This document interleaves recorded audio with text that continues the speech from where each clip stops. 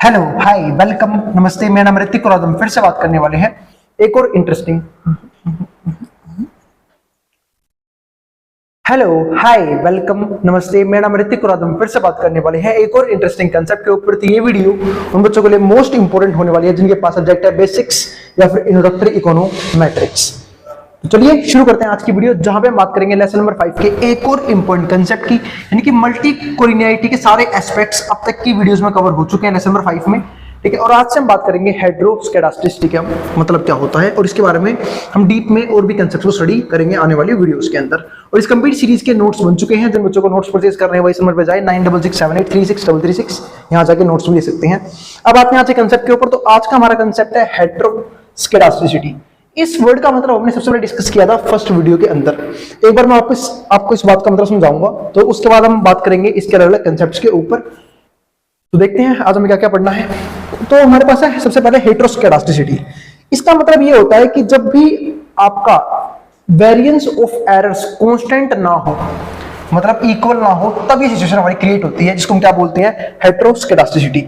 लेकिन अगर आपके जो एरर्स हैं, मतलब वेरिएंस ऑफ एरर है, वो इक्वल है हर एक स्टेप पे, हर एक ऑब्जर्वेशन के लिए, तो हम उसको बोलते हैं होमोस्केडास्टिसिटी।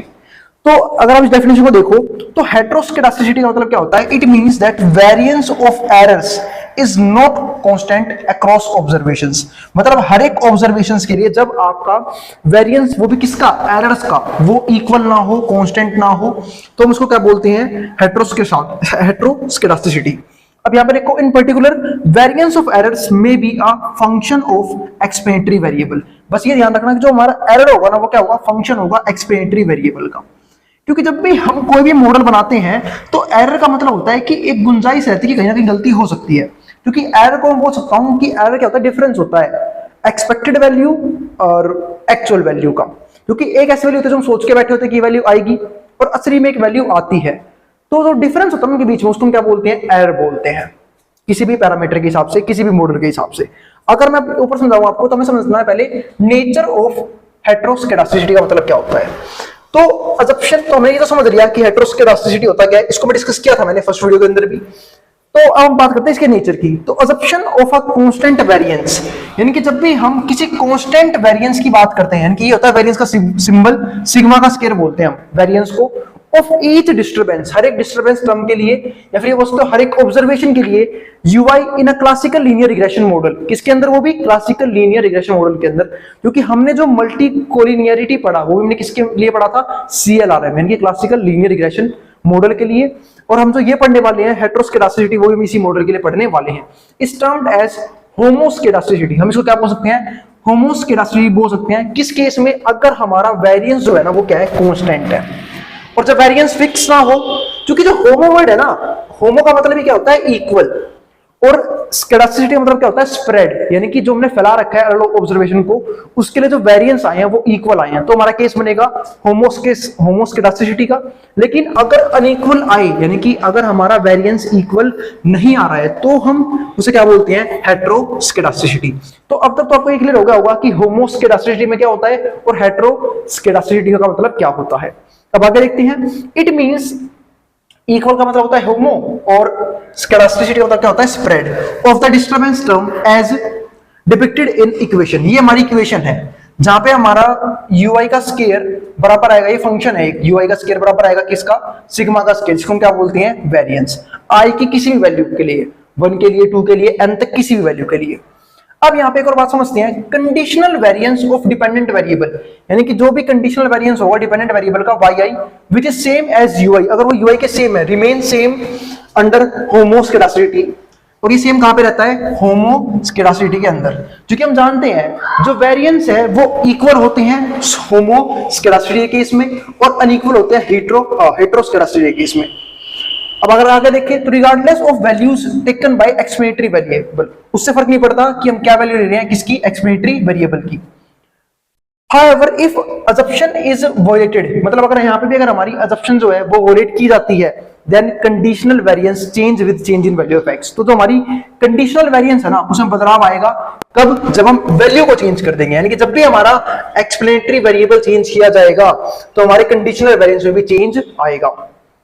This is the case of heteroscedasticity, और इसको हम कौन सा केस बोलते हैं, हेटेरोस्केडास्टिसिटी का।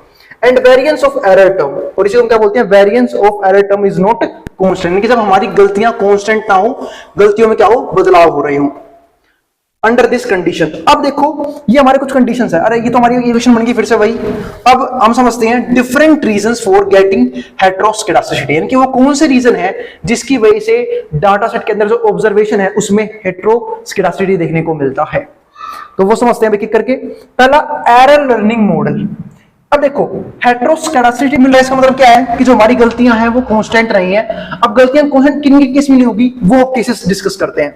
इसमें पहला केस क्या है, एरर लर्निंग मॉडल। अब ये क्या होता है एरर लर्निंग मॉडल, जब हम किसी भी मॉडल को बनाते हैं फिर बार बार अप्लाई करते हैं तो क्या उसमें बार बार सेम गलतियां होंगी। अगर एक रिसर्चर काफी अच्छा है अपने काम को लेकर तो उसकी बार बार सेम गलतियां नहीं होंगी, क्योंकि कोई भी रिसर्चर रिपीटेड मिस्टेक्स नहीं करता है। यानी कि मैं कह सकता हूं कि एरर कांस्टेंट नहीं रहेंगे। इसका मतलब ये है कि जब मैं किसी भी मॉडल के ऊपर बार बार प्रैक्टिस करूंगा, या फिर मैं एक एग्जांपल देता हूं, एक टाइपिस्ट है फिर जो टाइपिंग करने वाला है वो अगर प्रैक्टिस करता है, ठीक है, टाइपिंग करने की, तो उसकी स्पीड क्या हर बार कांस्टेंट रहती है, नहीं चेंज होगी। आज वो हो सकता है उसकी स्पीड बहुत खराब हो, कल उसकी स्पीड थोड़ी सी बेटर हो जाए, बाद में उसकी स्पीड और अच्छी हो जाए, और बाद में वो क्या बन जाए, परफेक्शनिस्ट बन जाए। इसका मतलब उसकी स्पीड क्या हो, काफी तेज हो जाए। यानी कि प्रैक्टिस के साथ साथ ऐसा ही मॉडल्स में भी होता है कि एरर कांस्टेंट नहीं रहते, एरर्स में चेंज आने शुरू हो जाते हैं, जो एक और रीजन होता है किस चीज का, डाटा के अंदर हेटेरोस्केडास्टिसिटी का। तो वही बात यहां पे लिखी हुई है, एरर लर्निंग मॉडल। तो these models suggest that as possible learn, मतलब क्या, as that as people learn, मतलब जैसे लोग सीखते हैं उनकी गलतियों में क्या होता है, बदलाव आना शुरू होता है। Errors arising in behaviour can reduce dramatically, तो जो एरर्स है वो लगातार घटने शुरू हो जाते हैं। क्योंकि एक सिंपल सी बात है, अगर एक अच्छा रिसर्चर है या फिर हम कोई भी, मैं नॉर्मल पीपल की बात कर रहा हूं, और कोई भी काम स्टार्ट किया उसने, तो भाई हम लोग ये कहावत बोल दिया ना कि जो रिपीटेड गलती करता है ना वो गधा होता है ना। और हम हमेशा अपनी जो पास्ट में की गलतियां है उसको आने वाले फ्यूचर में क्या कोशिश करते हैं कि सुधारें उन गलतियों को। तो वही काम यहाँ पे भी होता है कि जब भी मॉडल के अंदर कोई गलतियां आती हैं तो हम उसको रिड्यूस करने की कोशिश करते हैं। तो जब हम दोबारा मॉडल बनाएंगे तो वो गलतियां क्या हो जाएंगी, अपने आप ही कम हो जाएगी, जिसकी वजह से जो एरर है वो कांस्टेंट नहीं रह पाता। और यही एक रीजन होता है होमोस्केडास्टिसिटी को छोड़ के हेटेरोस्केडास्टिसिटी बनाने का डाटा के अंदर।